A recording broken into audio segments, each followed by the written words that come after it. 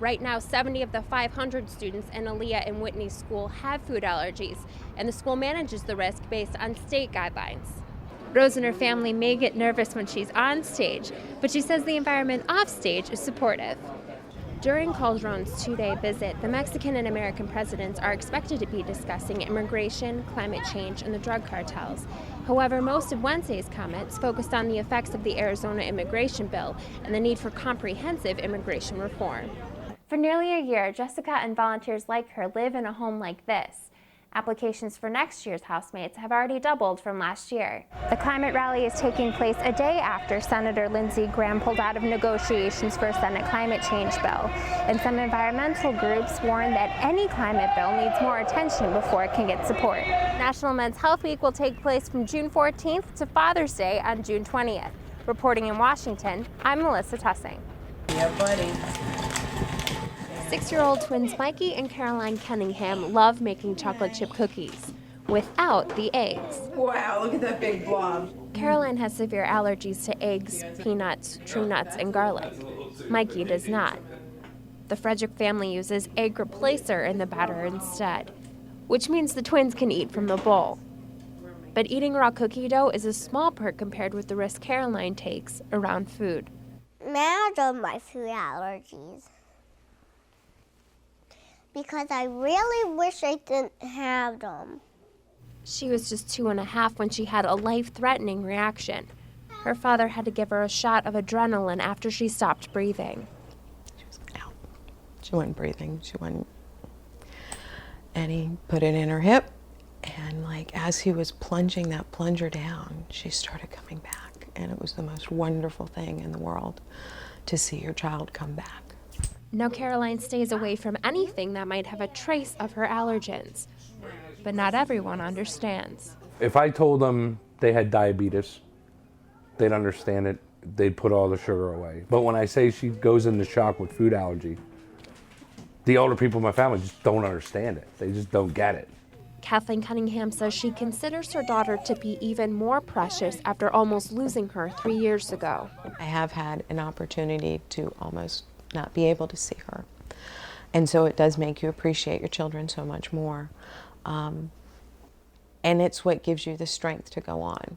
The Cunninghams will keep going on and eating chocolate chip cookies until Caroline is old enough to take care of her allergies on her own. Reporting for the Frederick News Post, I'm Melissa Tussing. Mexican President Felipe Calderon arrives at the White House with plenty of pageantry. Both presidents displayed their continuing partnership. The United States and Mexico are not simply neighbors, bound by geography and history. We are, by choice, friends and partners. Speaking in English and Spanish, the two presidents had another clear message. Can we overcome these challenges? Can we build that future of prosperity we want for our people? Yes, we can, if we work together. Let us work together. Trabajemos juntos. During Calderon's two-day visit, the Mexican and American presidents are expected to be discussing immigration, climate change, and the drug cartels. However, most of Wednesday's comments focused on the effects of the Arizona immigration bill and the need for comprehensive immigration reform. Calderon expressed concern over the Arizona bill, calling it discriminatory. Obama said the bill pointed to growing frustration in America. The Arizona law, I think, expresses some of the frustrations that the American people have had in not fixing a broken immigration system. And frankly, the failures of the federal government to get this done. Obama said he cannot push through a comprehensive immigration bill without bipartisan support. I don't have 60 votes in the Senate. I've got to have some support from Republicans. Obama will host Calderon at a state dinner Wednesday night. Calderon will also speak to a joint session of Congress on Thursday. Reporting in Washington, I'm Melissa Tussing. Shenandoah Valley is a produce auction outside of Harrisonburg, Virginia, 130 miles from Washington, D.C. It's here that you can drive your car or your horse and buggy to bid on produce and fresh flowers. We have a lot of local producers around here most of it's going to come within 10 or 15 miles of the auction. This is where DC Central Kitchen bids on food each week. It's a nonprofit that prepares and distributes 4,500 meals each day for the hungry in Washington. It also cooks hundreds of meals for students in 2 DC schools. The kitchen provides fresh food to students who wouldn't get it otherwise.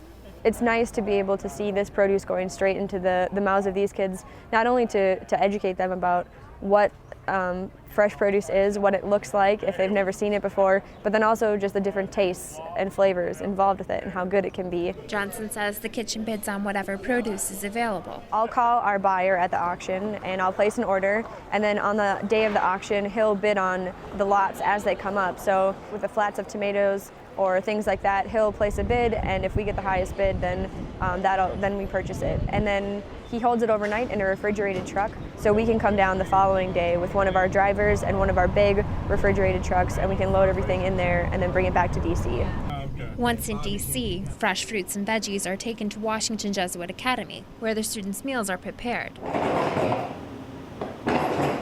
The center produces 300 meals a day for this private school. Chef Allison Sosa says just offering fresh food has helped the students learn.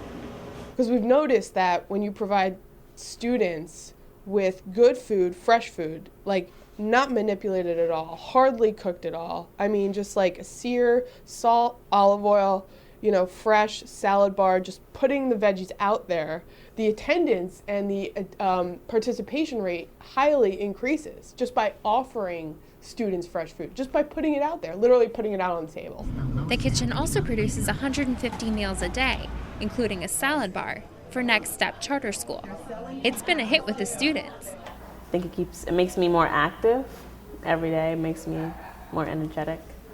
And the administration.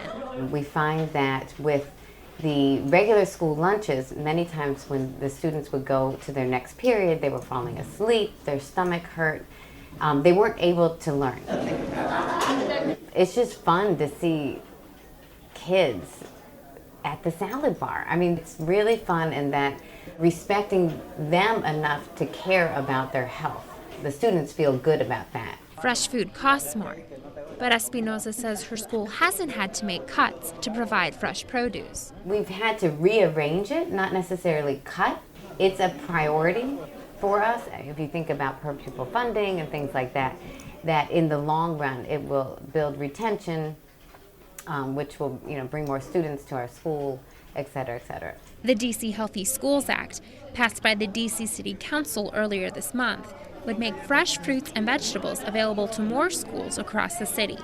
Reporting in Washington, I'm Melissa Tussing.